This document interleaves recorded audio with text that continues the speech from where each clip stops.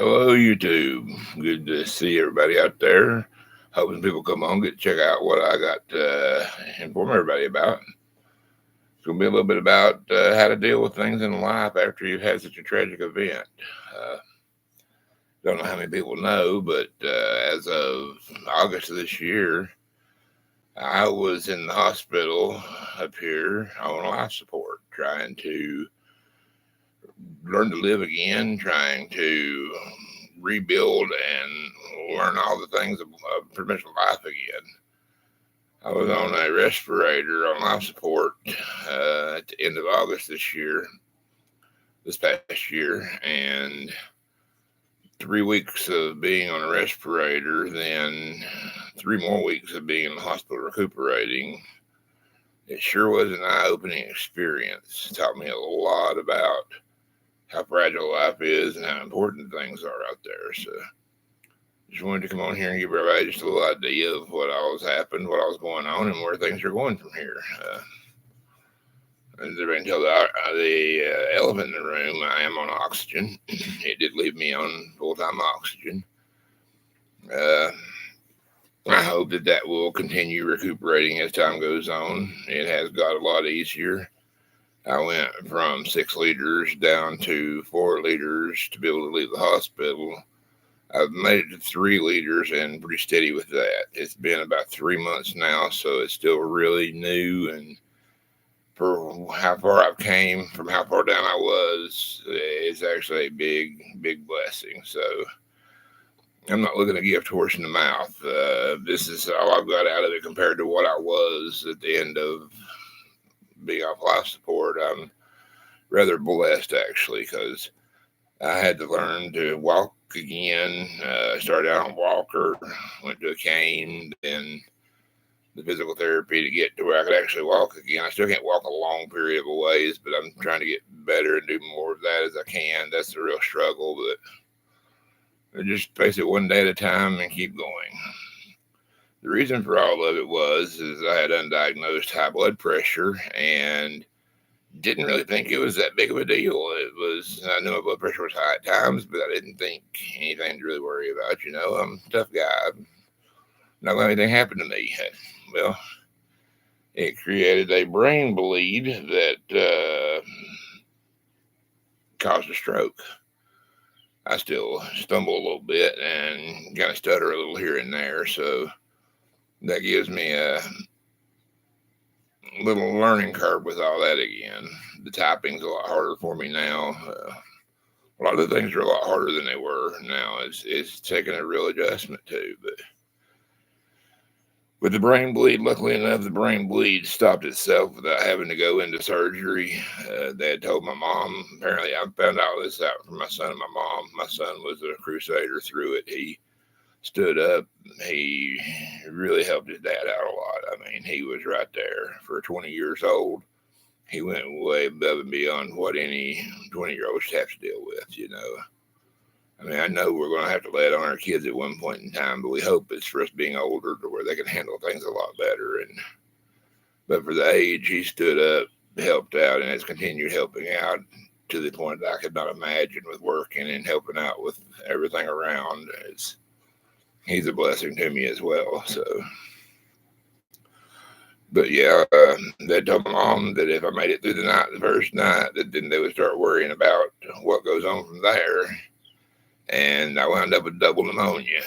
Double pneumonia is what brought on the oxygen and done damage to my lungs more so to put me on the respirator and on the oxygen full time. It has been quite a time. It was pretty much 5, if not 6 weeks of antibiotics and IV antibiotics, and they had 3 IVs in me constantly the whole time I was there. It was over in the Asheville Specialty Hospital that they've done away with now. I hated to see them do away with that because that was a great hospital mission. The rest of it really, in my opinion, wasn't worth much, but the Asheville Specialty Hospital was really a big help to the things that went on with me in my recovery so far. It's still going to be a long road back, I'm sure. There'll be a lot of things going on. I'm gonna hopefully use this time to bring on the YouTube channel and bring up a lot more things with that. I've took a lot more time with myself. I've lost right 100 pounds since all this has went on in August. That's a big feat for me. I'd put on a lot of fluid and a lot of weight as well. I can't deny that. But through it all, I've kind of hoped for the best and kept struggling and trying and fighting for it. I mean, you got to struggle, you got to fight, and you got to push to get through all of it. And that's exactly what I've been doing. I've changed my eating habits around tremendously. Of course, everything that tastes good and you enjoy through life, a lot of it's bad for you, and you have to just suck it up, deal with it, and start counting those carbs and learning what you're doing. But for the matter of time that it's been, about 4 months, the 100-pound loss of weight, I'm tremendously impressed and happy with. I'm gonna continue going with that. I know it'll be a lot slower now that the fluid's gone and everything, but as the time went on with everything, though, after the stroke, it left me where I couldn't hardly talk. I couldn't deal with the phone, type, or anything like that. I still have trouble with it with a lot of the letters and stuff. You don't realize how complicated that stuff is because you learn it when you're a kid, and then as you get older, you don't really take it for granted, kind of. And that's something I don't ever want to do, is take for granted any of the things that I have and the blessings that I have, because in the blink of an eye, it can all be gone. But I wanted to put this video out there to where everybody would know, if you have high blood pressure, don't wait around. Get it checked out. If you have health problems, health issues, we're not getting no younger. We're not invincible. Take care of those things. The high blood pressure, if it had been diagnosed, not to guarantee that it would have, but it could have stopped the brain bleed and the stroke that I had. The stroke done quite a bit of affecting to me. It weakened my left side up quite a bit. Relearning everything to account for that and be able to use the right side more. And I'm gonna get back to leaps and bounds in the first couple of months, and I know that, and I'm blessed for what that I have been able to come back. The doctors have been rather impressed with my recovery. They seen how much of a fight I was willing to put into it, and there's been no nonsense with it. You know what I mean? It comes to your life like that. It's all no holds barred. You fight and do whatever you have to do to continue that life. Especially when I have two kids that need me around. They were both at the hospital, right there by my side, being all the support that I needed, and my family was there for me. I don't have much family left, but what I do have really stood up and come through for me. I mean, it made a big difference. Those that were there and cared, I love you all, and I'll do anything in the world for you. Those that weren't and didn't see to take the time to worry about it, I hated that I brought that on to you, but that's something you gotta live with. I can't let those demons and those grudges hold against me anymore. I'm gonna enjoy the finer things out of life, build on life, and grow and do everything that I possibly can, because what's left of it I want to enjoy and be able to sit back and when it's all said and done, be like, wow, I loved it. I enjoyed it. It was great. Not, it's been nicer to have more time, and which it will always be nicer to have more time, but you know that you can live it to where when that time comes, you can at least be content with it. And my relationship with the Lord has come a long way. I have to give credit there, because without the Lord and this and the prayers and everything that went on the way it did, I wouldn't be nowhere near where I am right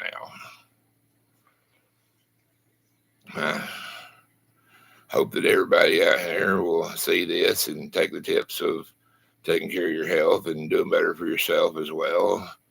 I'll be doing live feeds of all sorts of different things. We're going to do stuff about the weather and the snows that are coming in, and about the dump trucks that my son's bringing back to life, the older trucks. I want to stick to the older trucks. I don't want to get into any of the newer stuff and have to worry about all those headaches and everything. I've always liked the older equipment, so we're going to do what we can as we can. And anybody wants to support us and help and hit that like button, share and subscribe, and that does a lot for it. And then as we grow, we'll continue to make more and better content to where everybody can enjoy it. And I did this through Facebook for a long time and really had a good time with it. I mean, we've done a lot of things that helped a lot of people through that. I don't know that I'll be able to do quite the helping that we did then because I can't travel for the hurricane relief stuff and all that again. But speaking of which, right after I got out of the hospital, we had Hurricane Helen come through, and it wiped out everything to every side of us. Our area flooded. Our house leaks now. FEMA's done nothing to help. I mean, the government's nothing in any of it. You know how that is. They want what they can get, and that's it. They don't care about nothing or no one else. I know people right now that have lost their homes and lost everything around, and the government's trying to buy them out at pennies on the dollar rather than help them with FEMA and get them back even to a place to live. There's so many people right now that are homeless out there in tents with just stoves to cook with. It's barely even heating their places. It's pitiful as to what else happened, and no news nowhere. They talk like there was nearly no fatalities in it. There's still bodies being brought up from Hurricane Helene.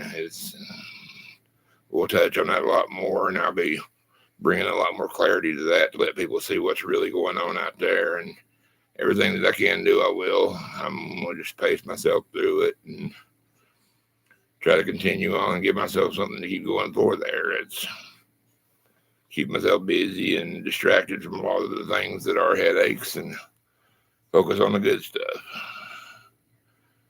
Everyone, I hope y'all have a great and blessed day. Really appreciate anybody that takes the time to listen to this and maybe learn a little from it, or just if nothing else, stand with me and be thankful for what the blessings that I received through all of it, because there was a lot of blessings gave out those days through the hospital. 6 liters of oxygen at a time, that's very serious. You can't leave the hospital on, they don't want you leaving on 4 liters. But when it got to 4 and they could control it to that, then they allowed me to leave after 6 weeks. But that was quite a while being in the hospital to have to contend with. And I don't ever want to do that again. I really don't. But I hope everybody out there has a great day. Continue watching us. You'll find some interesting stuff, I'm sure. Like, subscribe. We'll do what we can to keep everybody entertained. God bless everybody out there. I appreciate you.